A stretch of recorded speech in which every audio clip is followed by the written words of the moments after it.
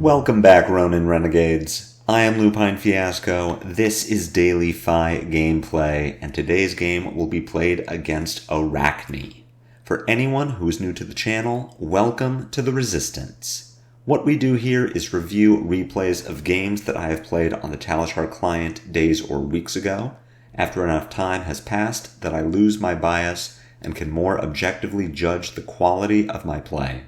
I will walk through turn cycles as if I were taking them now while explaining my thought process for the lines that I take, and we compare that to what I did at the time of recording.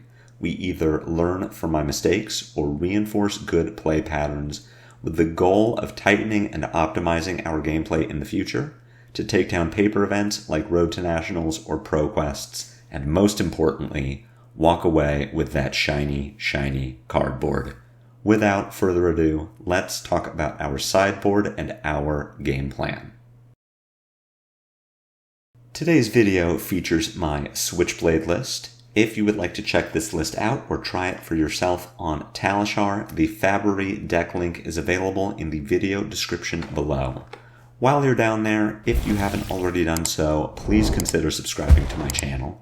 It is the best free way to support me and to make sure you see daily FaB gameplay in your video feed 5 days a week. The best paid way to support me is by becoming a patron, and that link is available in the video description as well. Daily FaB gameplay will always be free 5 days a week, but for those who can afford to patronize me, I truly appreciate it. I want to show this game because I am on the hunt for a good assassin gameplay video to show you. The last 2 Uzuri videos have maybe been misses, but I think this Arakni game will satisfy your craving for good assassin gameplay. This was a very close game. I won't spoil the ending for you, but it was very, very tight, and the winner did so by just a few points of life. Our Arakni has won the die roll, and they will be putting us first. The FaB assassin matchup really favors whoever gets to go second, as neither player is going to get to leak much damage, if any, over blocks on turn 1. FaB can set up an arsenal, assassin can set up an arsenal, but for the most part, we really want to be pushing damage on our first turn, and Arakni, with their deck full of 3 blocks, is very good at stopping FaB from leaking damage. So navigating our turn 1 will be a bit tricky. It is not going to affect how we sideboard for this matchup. We are bringing in the same equipment suite that we bring against Uzuri, and that means our Searing Emberblade, our Mask of the Pouncing Lynx, and our Fiendal's Spring Tunic. Because Assassin blocks so well through a combination of 3 blocks and 1 block equipment that can be bought back once it breaks, we are unlikely to ever trigger Mask of Momentum, and we are unlikely to inconvenience our opponent by forcing them to block our Mask of Momentum triggers. So we want to bring in our Searing Emberblade and our Pouncing Lynx. This allows us to push more damage, as Emberblade will deal 3 damage for 2 resources, as opposed to Kadachi, which only deals 2 damage. And our Pouncing Lynx is worth at least 5 points of damage, and we only need to hit once to get value out of it. Our Spring Tunic will generate resources over the course of a very long game, which is what we are expecting to play against Arakni, but even against much faster Uzuri decks, we don't want to block really ever. We win this matchup by leveraging high-value aggressive hands into Assassin's much lower offensive output, especially if Assassin is blocking aggressively. Because Assassin does not deal arcane damage, we don't even need to consider Spell Void or Arcane Barrier. Because we are playing against Arakni, we are going to be fat stacking this matchup, for the most part, with some exceptions. We don't want to bring our bleed outs because we are on Emberblade. Bleed out, even as just a card in the deck to prevent fatigue, is really, really bad. 2 for 4 Go Again that blocks 2 is not a card I want to play. We are also leaving out our Reinforce the Lines, as it is a red, it can't pitch for Emberblade, it can hardly pitch for anything, and it doesn't block on its own. And because we don't intend to block Arakni, we really don't want to be priced into it by running Reinforce the Line. Even as just a card in the deck, it is mostly dead, and Arakni's hero power will let them bottom our Reinforce the Lines so that we keep redrawing them as the game goes on, and we are hardly ever getting it banished, so it isn't even doing its job as banish fodder. I touched on our game plan a bit earlier, but we are going full aggro, no breaks. We never want to Arsenal in this matchup. Arakni, like Uzuri, is going to run Leave No Witnesses and Command and Conquer, and we want to take away the power of that Arsenal disruption by never arsenaling anything. What we don't need to worry about against Arakni is Shakedown, so our hand size is mostly safe. We are going to get to leverage 4-card hands into Arakni for the entirety of the game until our life total gets low enough that maybe we have to do a little blocking. What we're trying to set up here is a big Art of War turn, using our Mask of the Pouncing Lynx and our Snapdragon Scalers, as even Arakni's ability to block will get outpaced by our Art of War damage. Finally, you'll notice that this is a bit of an older list as it does not run Censor. If you are using the up-to-date list and you do have Censor in your deck, your Censor target is always Codex of Frailty. There is nothing else that we care about Arakni doing besides playing Codex of Frailty, as Codex of Frailty is very, very strong when you don't arsenal anything. You are always going to get hit by the discard effect. Now, it isn't all bad if the Arakni does not take a Leave No Witnesses or a Command and Conquer from their discard, then you are just discarding the worst card in your hand and replacing it with the best card in your graveyard. So it can be a bit of a boon. You will take a damage hit from the Frailty token, but Codex isn't nearly as bad in Arakni as it seems to be in Uzuri. This is a lot of information. We don't often run into Arakni, so it is easier to just jump into the game and show you how this all comes together. Our Phoenix Flame goes to discard, and we draw into kind of an interesting hand. Because we are going first, the one thing we want to do that is different than the rest of our game plan is arsenal something. We are putting Arakni on needing Command and Conquer or Leave No Witnesses in order to disrupt our arsenal.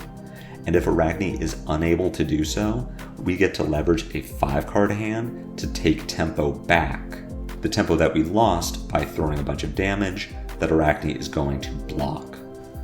So let's think about how we want to sequence this hand. We have no Draconic starter, so we have no way to give our Emberblade Go Again at present.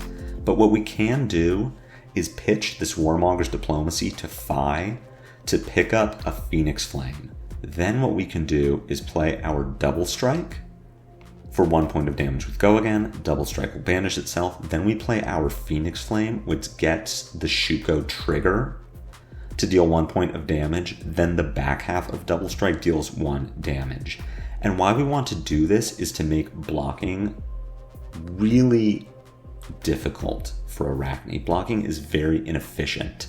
Arakni wants to be using cards from hand to block our damage, but by throwing these 1-power attacks, Arakni is going to give us armor or is going to lose life. And with Arakni only running 63 cards in deck, matching our 63 cards in deck, they cannot afford to give us cards on blocks if those cards would be blocking 1 point of damage. So we do get some armor. It isn't the greatest thing in the world, as Arakni can generate silver to buy this armor back, but it does count for something. Finally, we are going to pitch our Salt the Wound to attack for Emberblade. we will get a real card from Arakni's hand here. We are going to arsenal our E-Strike, and we are putting a Salt the Wound back in our deck for our Pouncing Lynx to find later.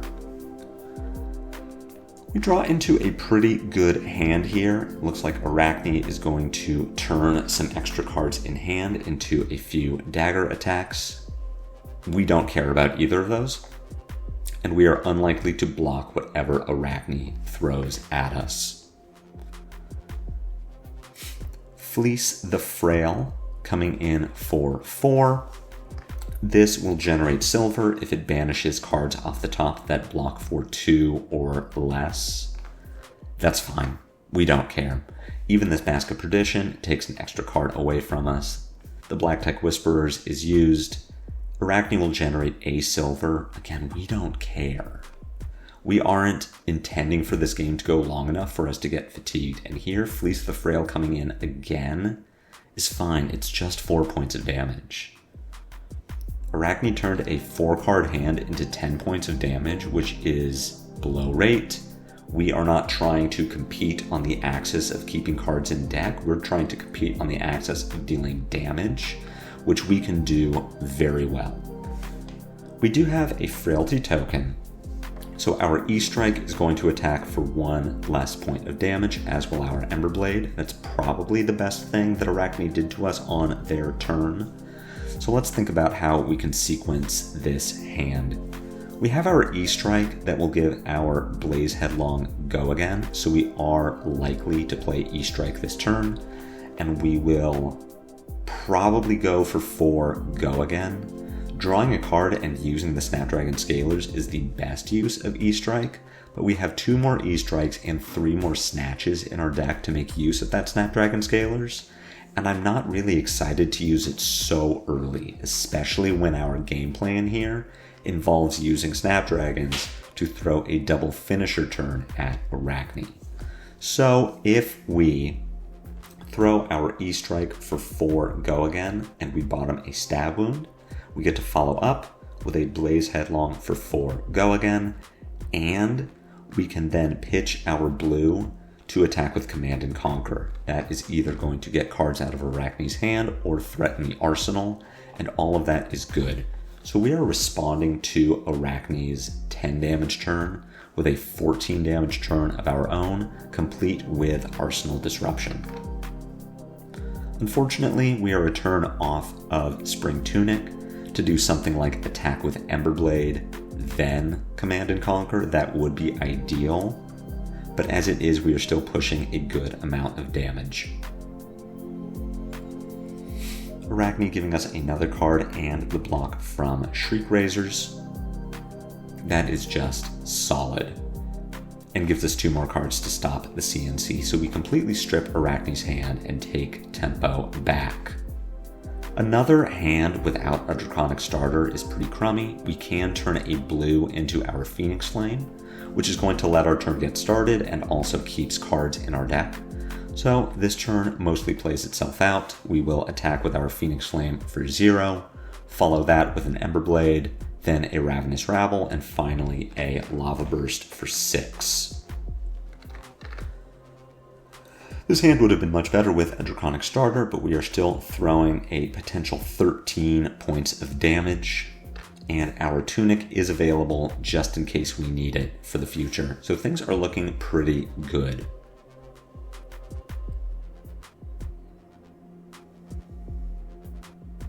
Arakni takes some damage to keep 4 cards in hand, and we will pass it back to them.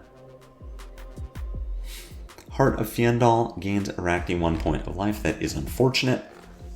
The Orbitoclast, of course, is not something we need to block, nor is it something that really affects our blocking potential. E-Strike coming for 5 with go again is just vanilla damage. Our hand is not incredible. Maybe we could do a bit of blocking here, but whatever. We have our Snatch. We have an E-Strike that can bottom Command and Conquer. We are going to be able to convert this hand into something. And with Arakni keeping 4 cards and taking damage to do so, we are assuming that Arakni is looking to throw some other kind of attack, or if they don't, we can play into this Codex of Frailty and keep our full grip to determine how we are going to proceed. Arakni regains Fleece the Frail. We will take 4 points of damage from this and lose the top card of our deck, but it gives us a lot of agency to decide how we are going to respond.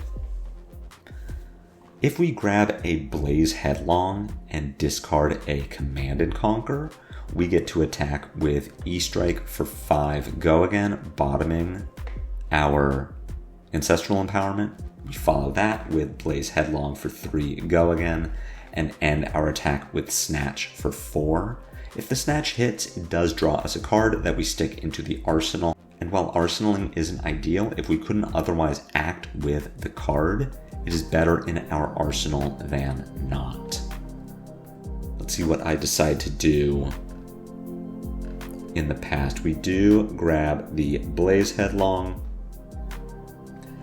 Arakni throwing Fleece the Frail, which we are just going to take.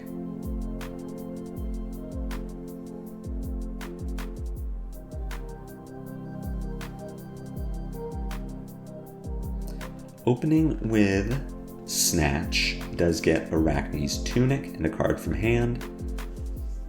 I like this line. I don't think I like it better than E-Strike, Blaze Headlong, Snatch. We activate Tunic and pitch our E-Strike to CNC. I do think this is fine. I like this line quite a bit. I didn't consider it myself at this point, but we get 2 more cards from Arakni and really take tempo away from them. Another Fleece the Frail comes for 4. We are not going to block that.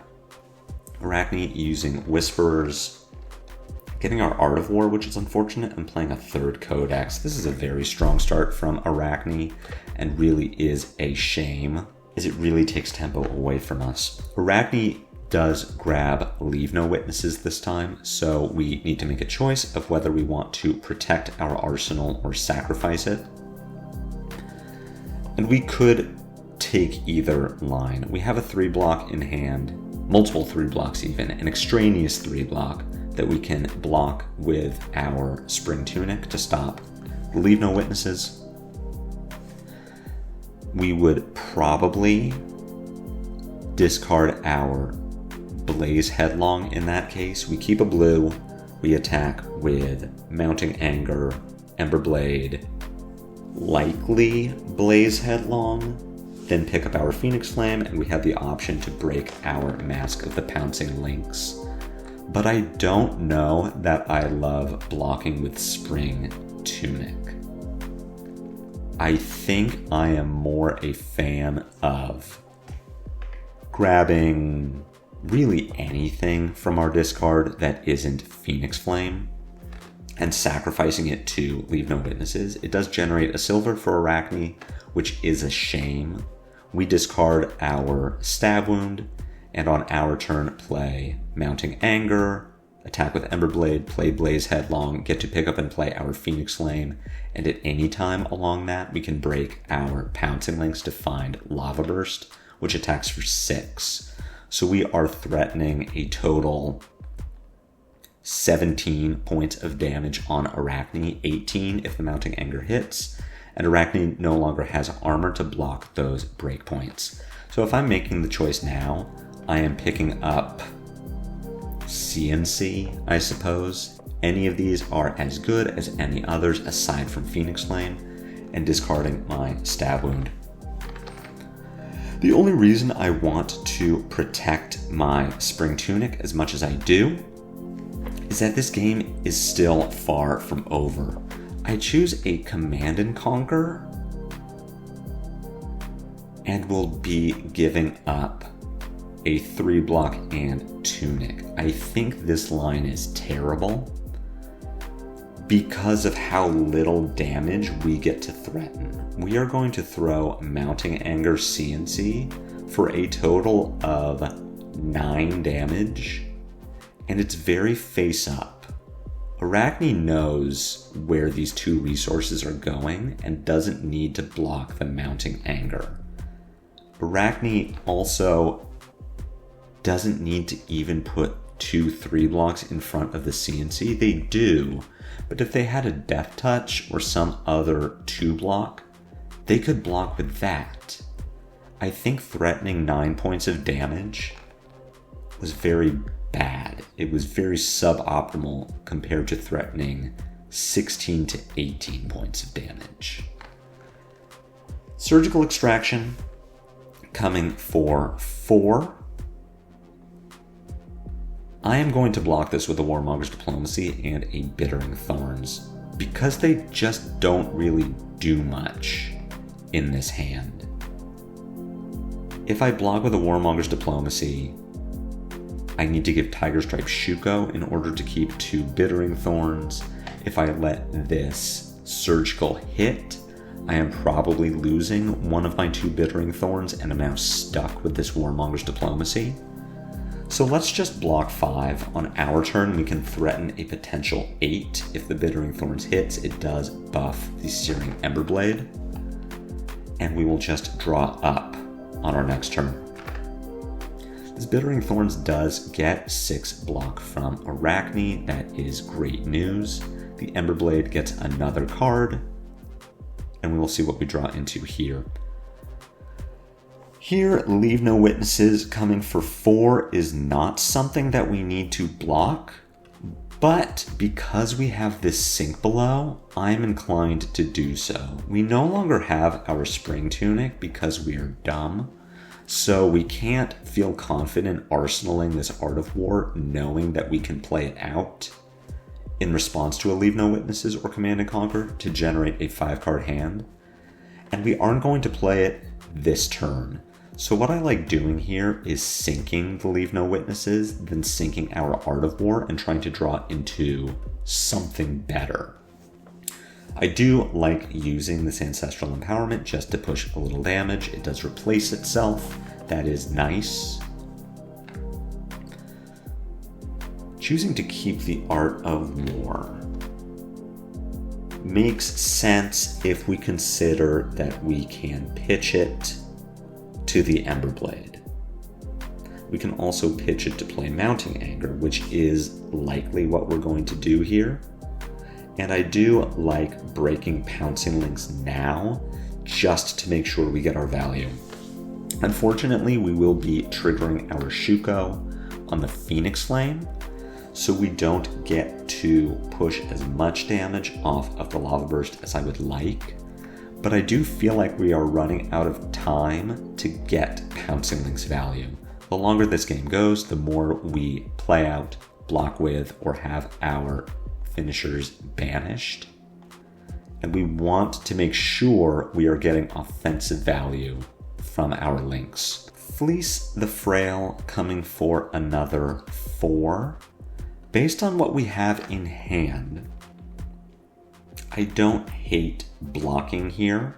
We can block with both of our blues to prevent some damage. On our turn, we throw Ravenous Rabble for 4, then pitch Salt the Wound to attack with Emberblade. We have an option as well to take this 4. We pitch our Warmonger's Diplomacy to FaB to pick up our Phoenix Flame. On our turn, we attack with Phoenix Flame for 0, Emberblade for 3, Rav Rabble for 4, then Salt for at least 3, maybe 4. But I think mitigating some damage and getting some clunky cards out of my deck is fine. I would rather keep a blue than a Salt the Wound, as by the time we see either of these cards again, the game will be practically over, and if Arakni is in block everything mode, Salt only comes for 2 points of damage.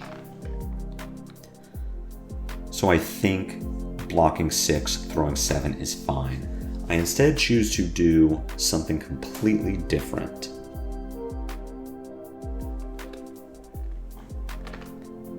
This line throws at least 10 points of damage as opposed to 7, but we did take 4 points of damage and give Arakni a silver to pull it off, so I don't know that I love this.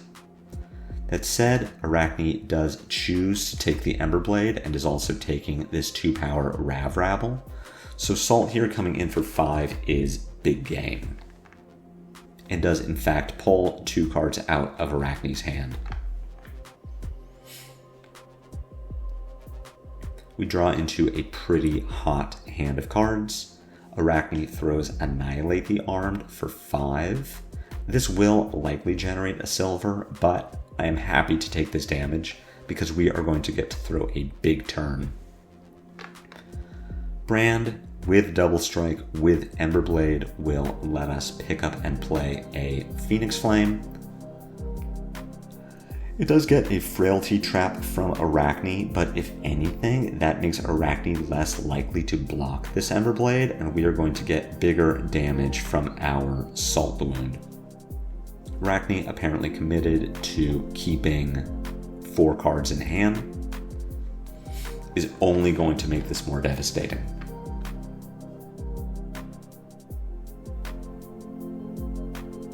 And Salt here does come for 6. We get 2 cards out of Arakni's hand and pass it back to them.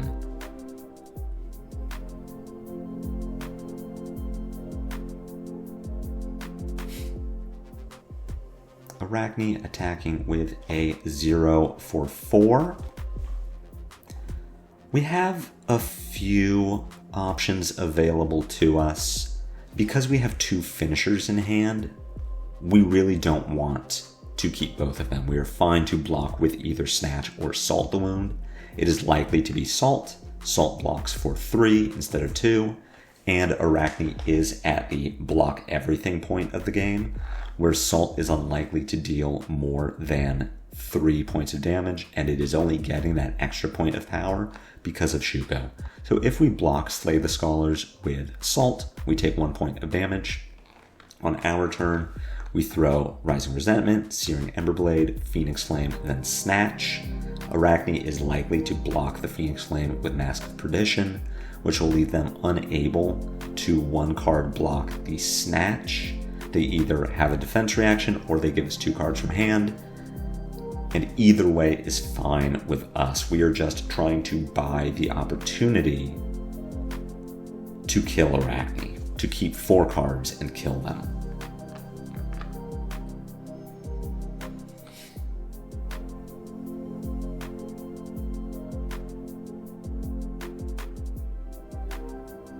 Arakni giving us the defense reaction on the Emberblade sounds really, really good for getting the hit effect of Snatch.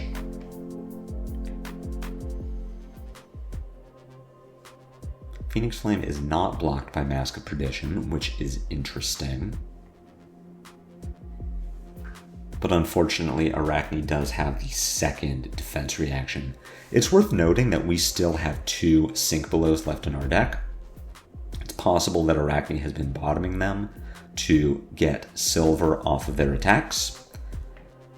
But that still means that they are coming, and if Arakni is going to keep 1 card in hand, we only need to draw into a sink to keep a 3-card hand and do a lot of damage to Arakni, or at least threaten it to strip their hand.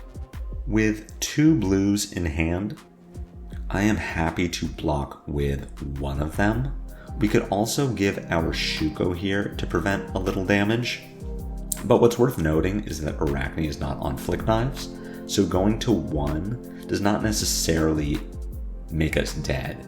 Arakni can still convert a card into a point of damage with the daggers. If we take this 4 and we keep our Shuko, we can attack with Ronin Renegade, Emberblade, Phoenix Flame, then Stab Wound for 3. We're throwing 13 points of damage. Arakni needs to block 10 of that, which gets 3 cards from hand and Mask of Perdition. That isn't good enough. We need to get 4 cards from Arakni. So I am a big fan of blocking this Plunder the Poor with a Stab Wound. We take 1 point of damage, we lose a card from our deck, but we then get to throw 10 points of damage at Arakni. And that is what I decided to do in the past as well.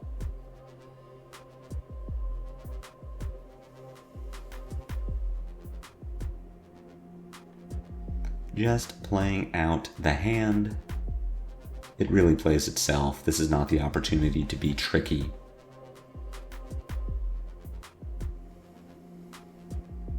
Arakni giving us a defense reaction to stop the Emberblade is fine.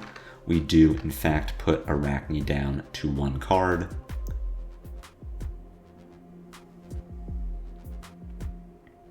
Still not blocking with the Mask of Perdition. Maybe they are playing around a Snatch or a Mounting Anger. We are tempted to block this Spider's Bite, but I don't believe it is correct. This Annihilate the Armed has been sitting in Arakni's arsenal forever, but it only comes for 3. So we can block this with a 2-block Stab Wound. We still take 1 point of damage, we still lose a card from our deck, but we are then going to get to crack back for quite a bit of damage. Instead choosing to give the Shuko, I don't like that line. With the hand we have, we will attack with Rising Resentment, 2 double strikes, the Emberblade, a Phoenix Flame, and Stab Wound. And that all equates to 11 points of damage. Rising Resentment is 3, Emberblade makes 6, Double Strike makes 8, Phoenix Flame makes 9, and Stab Wound is 11. But we lose our Shuko.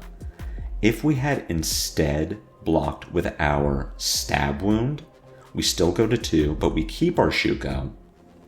And now we attack with Resentment for 3, Emberblade makes 6, Double Strike makes 9, and Phoenix Flame makes 10. So we lose out on 1 potential point of damage, but keep our blocking equipment and keep our ability to generate more Shuko triggers in the future. I think that was very sloppy by me. I don't like how I blocked that attack, and I would much rather not have this Stab Wound.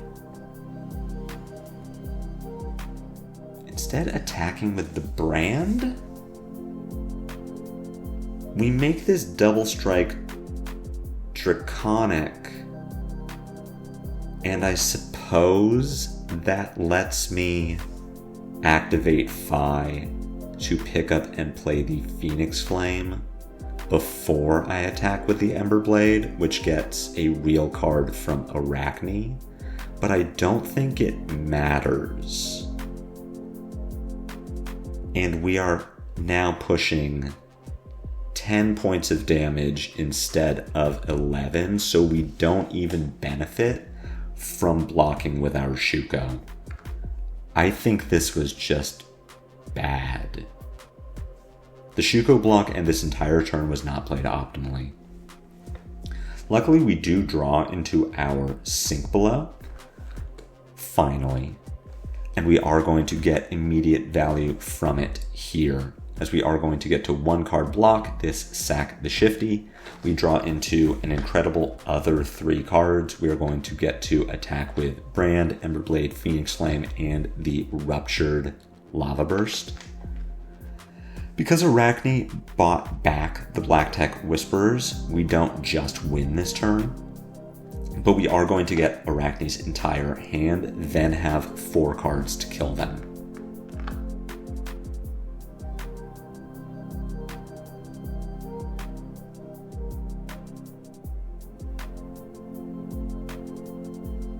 Phoenix Flame does get blocked by the Whisperers, of course, and Lava Burst here getting the Death Touch and defense reaction from Arakni's hand. We draw into not a great hand, but enough of a hand. We are going to pitch our Sink Below to play our Bittering Thorns, then we will attack with E-Strike, bottoming Mounting Anger for 7. I do like this from me. It's just a bit sneakier where we are bottoming the Sink Below so that our Arakni doesn't see it. Our Arakni has no idea if we will have our Sink Below in our next hand, but it doesn't matter because we do pick up the win. It was an interesting game. I enjoyed playing against Arakni. It was very close. I feel like they played it very well, and I feel like their draws put us into unfortunate situations early. Seeing 3 codices in the top half of the deck is statistically unlikely, but we played around it very well. And part of that was helped by Arakni not having the Leave No Witnesses available. Arakni had to grab Fleece the Frail, which was much better for us to play around, as we did get to just turn the worst card in our hand into the best card in our discard, for as much as we then screwed it up. The problem with these long games, and a reason that I am happy to play them, is that I am not as familiar with them. So when the games go long, I lose track of the main goal and the main strategy of just killing a person. So I play a bit inefficiently, I play a bit looser, I take the 9 damage Mounting Anger CNC line instead of the 16 damage Mounting Anger Emberblade Blaze Headlong Phoenix Flame Lava Burst line.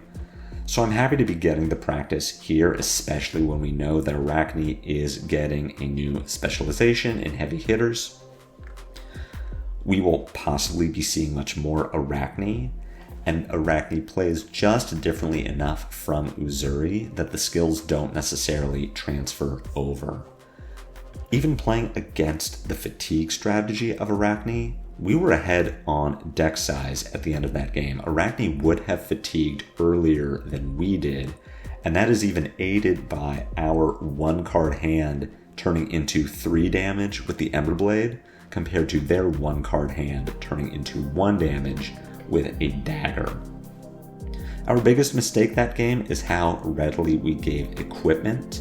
We gave Tunic very early. We would have gotten 2 or even 3 more Tunic activations that game had we kept it. And we gave Shuko to keep a stab wound that we didn't even play. And that's what I'm talking about, getting loose as these longer games drag on. So I'm happy to be getting the practice. Hopefully you can all use this game as your practice so that you stay efficient and you stay optimized in your longer grinds against Assassin. If you did enjoy this game, if you did find it helpful, be sure to head jab at that like button for me. My comments are always open for any questions or feedback, and otherwise I will see you back here tomorrow for more daily FaB gameplay. And until then, take care.